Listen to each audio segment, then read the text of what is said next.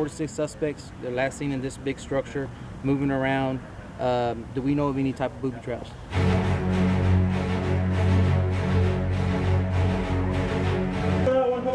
Saving lives. Every second counts in an emergency.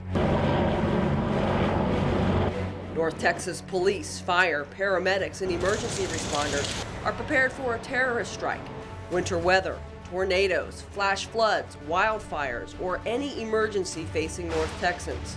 Numerous victims in and around the building.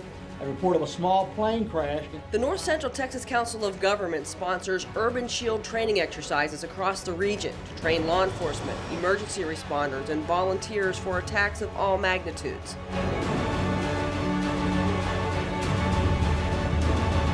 The U.S. Department of Homeland Security lists the Dallas-Fort Worth area as one of the nation's top 10 terror targets. Before 9/11, our thought process was a major accident on the highway, a plane crash, worst case scenario there.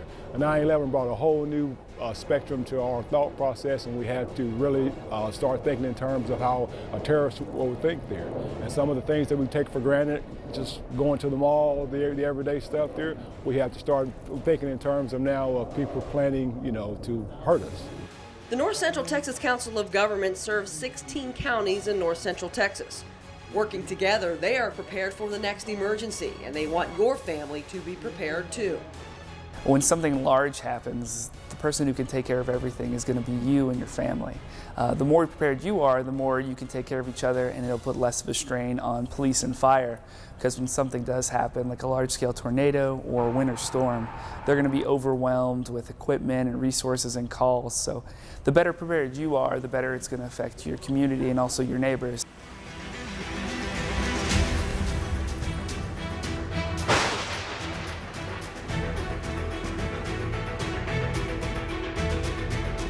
First, think.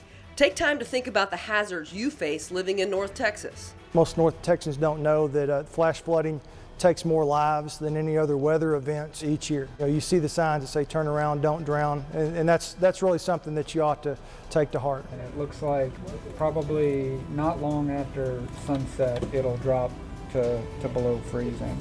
The National Weather Service issues warnings and watches for severe weather in the area. Freezing rain, sleet, that kind of stuff can literally shut this place down and lose power, and then it's almost like you're back to 1890 again, so you've got to be prepared. Make sure you're following the forecast, and when the forecast turns bad, make sure you can get through the next couple of days at home without power. Somewhere right in this area, this latitude, is where the rain-snow line usually comes in. Warning and coordination meteorologist Mark Fox says a watch means that severe weather may happen, but hasn't happened yet. And warnings are issued when you need to take precautions and know what to do right then.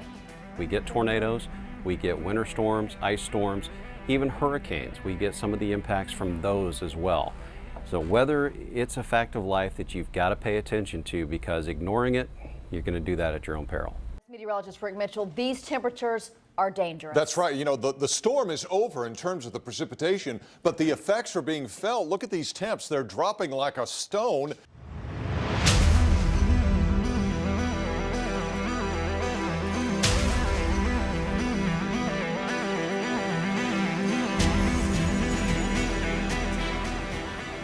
Next, prepare. When severe weather or a disaster strikes, city services may be cut off and local relief and government responders may not be able to reach you. You need to have plans and supplies in place to make it on your own for at least 72 hours, no matter where you are. A little preparation could protect your life and the lives of those around you. It only takes a few minutes to develop a plan. But one of the key things to think about when you're preparing for your family is that your pets are also your family members. When you're preparing your 72-hour kit, you don't just need to have food and water for yourselves, but also for your pets. Also medicine not just for your family members, but your pets. There's the things to think about that you should have in stock, so when something happens, your furry little family members aren't left out in the cold. Finally, act. There are hundreds of ways to stay safe and be prepared. Be sure to put your family's safety first. You are your own best protection against a disaster. The state of Texas has a history of long periods of severe drought. Learn how to take protective measures to safeguard yourself and your environment. Also very important on wildfire prevention is that always call 911. in the event that you have a fire. Even if you had the capabilities to put out the fire, it's important in significant severe drought times that you call the fire department so they can come and verify that the fire has been put out. A lot of times it may look out, but there's what's called duff fires can run underground and through root systems, and you think you've got the surface out, but in fact it is actually on fire under the ground.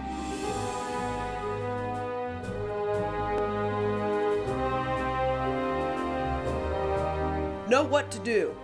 Think, prepare, act. The theme was Think, Prepare, Act is because those are the three things, if you get nothing else out of Know What to Do, is what we want people to see. So when you see it, you go, oh, we need to think about what's happening, prepare for the events, and then act upon it. Because if you talk about it, that only is one piece of the puzzle. It all has to come together to planning and also making actions and getting your plan together. Go to KnoWhat2Do.com for more information to keep your family safe.